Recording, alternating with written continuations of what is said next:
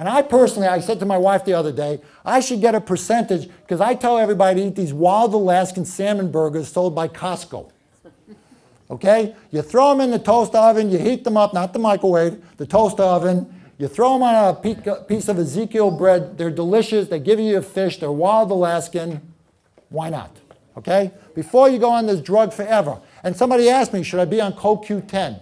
Because I'm on a statin. And I said, well, why are you on a statin? I can't tell you should be on CoQ10 because you're on a statin. First, we're going to talk about should you be on the statin. I don't want to put you on another pill. And that's why I also tell you, when you come to see us, we will go over everything with you. You can't give advice while standing on one leg to somebody because they show you something. Glucosamine chondroitin. A lot of people like to ask that, so let me just get to the next slide. Here's a couple of products everybody likes to ask about. Glucosamine chondroitin. So you notice the guy before had some back pain. So he's taking the glucosamine chondroitin for back pain. Well, guess what? No scientific study that shows that it works for back pain. It works in joints like the knees or even the hip. It hasn't been shown to work per se, but some people say it works for them. Well, guess what? If they think it works for them, it works for them. Saw palmetto that I showed on the slide before for the prostate, the berry. In a study, saw palmetto decreased symptoms by 30%. Hey, that's pretty good, right? 30%? Placebo, 31%. Okay? In fact, I have a study in my car. People took a placebo for irritable bowel syndrome. We're told it's a sugar pill, placebo. And many of them had significant improvement in their symptoms, even though they were told it's just a sugar pill. Okay, calcium. I wouldn't take calcium. Okay, my personal recommendation, I have a friend, he's 50-something years old, almost had a heart attack, doesn't understand why he almost had a heart attack, 50-something years old, tells me he's been popping calcium supplements for years. Years. Calcium supplement. End up in the calcification, blocking our arterial system. Turmeric. Michael Roizen of the Cleveland Clinic says there, you got to have turmeric, and they do all these shows about superfoods. So all these people who hear him and they start getting turmeric aren't getting any benefit because the body can't absorb it. And that's the problem with listening to Dr. Oz for your advice. A patient came in, she had a product called milk thistle. I say, why are you taking this product? Oh, it's for liver disease. Dr. Oz recommended it. I said, really? Do you have any liver disease? No. Have you ever had liver disease? No. Stop taking the milk thistle. Okay? Melatonin.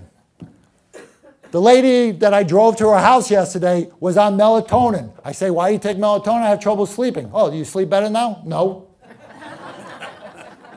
But I take melatonin every day. Why? Stop taking melatonin. Get a little bit more sunlight. The body naturally produces melatonin when you subject it to sunlight. You will sleep better and get your vitamin D by exposing your midsection to sunlight. Melatonin is meant to be used for short-term purposes, not every day for the rest of your life. Aspirin. Aspirin is great, except when it causes an ulcer. Aspirin will stop you from having thrombotic events, which means clots sent through your body. So if you're afraid of that, that's great. But if you have a soft stomach, as I do, I used to take a full aspirin. I got an ulcer from it. Okay? Now I take a baby aspirin every other day. And baby aspirins have been associated with increased macular degeneration. Oh my gosh. Yes. In a recent study, came out a few weeks ago, increased macular degeneration. It's tough out there, folks. That's why we got to really spend a lot of time talking about you, and we got to balance out who are you and what's going on. You know, if heart disease is what you're afraid about and throwing off clots, then we don't worry about macular degeneration. We protect you with the aspirin. If you get ulcers and nosebleeds from taking aspirin, then you can't stay on an aspirin. In other words, medicine has to be individualized. You can't read an article to get your medicine. Probiotics, asked about that all the time. And I tell people all the time, probiotics are bacterial. If you eat meat instead of vegetables, you have a different type of bacteria. The significance, we don't know yet. But if you are going to the bathroom regular and you don't have irritable bowel syndrome, you don't need probiotics. It won't make you healthy if you're healthy already. If you're on antibiotics, I recommend probiotics. If you've had an infection, I recommend probiotics until you're back to normal. I used to have irritable bowel syndrome. I took probiotics. I got back to normal. It never came back because I changed my diet, okay? More important than probiotics is changing your diet. And by the way, I still can't figure out, a gentleman showed me today his probiotic bottle, and it had multiple different types of bacteria. Some have 1, some have 5, some have 15. I don't know, and I don't think anybody's ever studied exactly how many, but they figure their product will look a little bit better than somebody else's product if they throw in a few more funky bacteria. The bottom line is, don't put things in your mouth unless you know exactly why you're doing it. Don't take advice from a TV personality. Don't take advice from an article. Don't even take advice from the guy standing here and say this is definitive, because I don't know your personal histories. And unless you come in and get seen either by us or by somebody else, no one should give you advice without knowing your personal situation. Resveratrol, okay? This is the big thing that's supposed to keep us alive forever.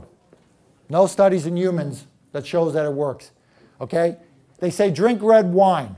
Well, you'd have to drink so many red wines you would be dead, 100 times over to get as much resveratrol as they tested in the lab animals, okay?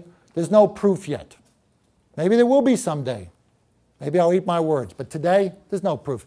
Save your money. CoQ10, yes. If you're on a statin, they say it depletes CoQ10. But that's one of the reasons to get off of statins. If you're on a drug that's wiping out something in your body, today they know it. And I'll give you a perfect example. When I was in medical school, we didn't want to get transfusions because we were afraid of hepatitis B. Then, before I finished medical school, we didn't want to get transfusions because we were afraid of AIDS. Then when I was in my residency, we didn't want to get transfusions because we were afraid of non-A, non-B hepatitis. And I said to myself, I am never getting a transfusion, okay? Because what are they going to discover tomorrow? And guess what? Now there's hepatitis C and D and E and F, okay? It's just a perfect example. We don't know everything, but we do know for millions of years we've been eating fruits and vegetables, beans and nuts. We've only been eating wheat, by the way, for 5,000 years. Milk for even less. And that's why people are lactose intolerant and people develop celiac sprue, because evolutionarily we weren't developed to process those foods. Fish oil. Fish oil or fish? Anybody still think they should take fish oil if they can eat fish 3 times a week? Yes. What is the difference in flaxseed oil and fish oil?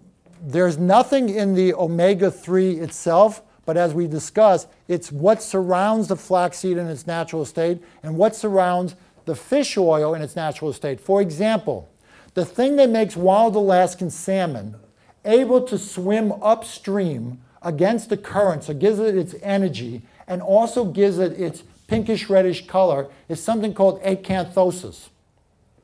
Exanthosis, excuse me. That's what you get when you naturally eat wild Alaskan salmon. When you eat fish oil, you don't get that. And the type that you buy that's farmed, they add it to it. So they add the synthetic version of the exanthosis. Who thinks that's as good as eating the natural form of it? Anybody at this point? Thank God. Acai juice. Again, super antioxidant. Who believes in super antioxidants? Blackberries, super antioxidants. Why do I have to pay an arm and a leg for this acai juice to get these super antioxidants? And by the way, I don't recommend you eat juices. Eat regular food. Eat regular food. Like I said to the person at the NIH, it's not about reading those labels. It's about eating foods that don't have labels. And finally, let's talk about something, chocolate. Yeah. Oh, chocolate. Who doesn't like chocolate? One person doesn't like chocolate. We all like chocolate. And we all hear, oh, chocolate can be good for you. Okay? Well, it can be. When it's 75% cacao and it's raw. Why? Because it may be good for you, but when they add all that sugar and saturated fat and milk fat and whatnot, it wipes out any benefit that it has for you. So if you eat 75% cacao and raw, so you say, how the hell am I going to eat raw cacao? Well, you can put it on food. You can sprinkle on it if you're eating it for the polyphenol, which is what's good in it. If you're eating it because you like the way it tastes, and in fact studies have shown that it has positive effects on mood and influence, and if you're feeling a little bit depressed, there could be worse things than eating a piece of chocolate, but I recommend that you get one that says 75% or higher, and they go as high as 90% some of the chocolate bars. So you won't get the health benefits, but you get the psychological benefits. And you know what? That's part of life as well. My philosophy is not to deny you any pleasure in life, okay? There's no point in living just for the sake of breathing. We talked about longevity is about the quality of your life, engagement, meaning and purpose, and so on and so forth. So, to wrap up, next lecture, we're going to talk about the link between lifestyle and dementia and the best prevention strategies. Can I answer any questions for anybody? Yes. Yes. I want to ask you, I got very upset about when you were talking about vitamin D. I'm taking by prescription 50,000 units every other week. 50,000 units because the doctor said as you age, your body loses vitamin D. Am I dying? The question is, her doctor is recommending, you know the units for over 70 is 800 of vitamin D? Her doctor has her on 50,000 units of vitamin D, and she wants to know, is it killing her? Okay, well, so I'm not going to go on air because I'm filming this and I'm going to tell you your doctor's killing you, okay? I'm not that crazy. But I would tell you that I don't see any basis from what I understand of the science to be taking a dosage anywhere close to that, because I showed you the chart of what happens. Now, has the doctor checked your vitamin D blood level? Yes. And has it gone up? Not to where it should be. So 50,000 isn't going to get you where you need to go. Okay? Has he tried 500? 1,000? Has he recommended you go out and get some suntan? Okay. Doctor, yes. when you buy your wild Alaskan salmon, do you check to see if it comes from China? If it's a China Well, product, they say, you know, done by China? You'd have to ask my wife that. I trust her. She buys it. Not everyone knows to look. Yes. The question was, when I buy my wild Alaskan salmon, do I make sure it doesn't come from China? I said, I got to trust my wife on that one. She shook her head. She said, yes, it does not come from China. There's your answer. Yes. Okay. You're proposing that we get a lot of it in food, okay? Yes. What's your differentiation between inorganic and organic grown food? Okay, the question is inorganic versus organic. Which one's healthier? The reality is organic is always going to be healthier, but you don't need organic in everything. Some people say it's the ground, and so it doesn't matter. I say if it has a soft skin, it's better to eat organic. Okay? Apples, for example, are known to be extremely contaminated with pesticides. That's why, again, where's Costco? I want a piece of the action here. Costco has sliced organic apples. I eat that every single day for lunch. Okay? So I don't eat apples anymore that are not organic. Now, blueberries, on the other hand, I love blueberries. You buy the organic ones, they look like they died already.